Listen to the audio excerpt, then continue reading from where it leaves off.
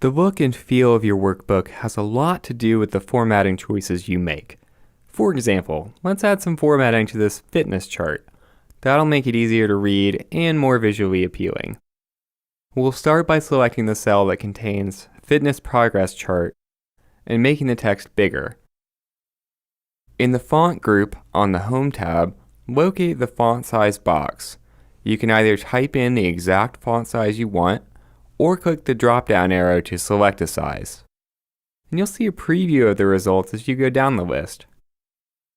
I think 24 looks good. Maybe we could go a little bigger though. Increase and decrease are two other options for quickly changing the size of your text. All you have to do is click the command and there we go.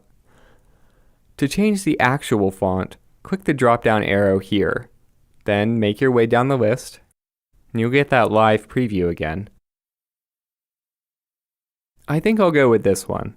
It's different, but it's still very easy to read, which makes it a good choice for a title. So, how about some color? To view your options, click the arrow next to the font color command. You can choose one of the theme colors here, or if you don't see anything you like, go ahead and select More Colors. This bright pink should look pretty good with the color scheme I have in mind. Another way to make your text stand out is to use bold, italic, and underlining. Bold should be a good choice in this example. Now the text really stands out and it's much easier to read. I think I'm ready to add some formatting to the rest of the worksheet. At a glance, it's kind of hard to tell the header row from the rest of the chart because it just isn't very distinct. We can easily fix that by giving the cells a unique fill color. All you have to do is open the menu next to the fill color command and make your choice.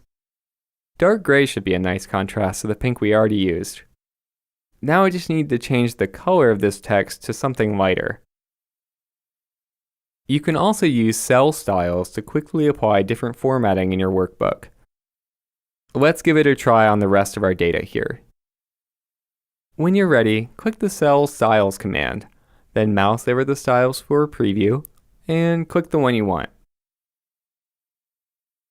At this point, you probably noticed that adding a fill color to a cell range causes the line in between the cells to disappear. I'd like to change that by adding in some cell borders. Click the drop-down arrow next to the border commands and you'll find a lot of different options. For example, you can add a top and bottom border, a thick outside border, and even different line colors and styles. For a border that goes all the way outside and in between the cells, choose all borders. Okay, one last thing I'd like to show you is how to change the placement or alignment of your text using the options in the alignment group. In addition to left, center, and right, text can also be aligned to the bottom, middle, or top of the cell. Aligning the text to the middle center should make this data really nice and easy to read. There we go. See what a big difference formatting can make? Not only does my spreadsheet look better than it did before, it's also easier to review the data. Thanks for watching the video. Please drop a like and subscribe to support.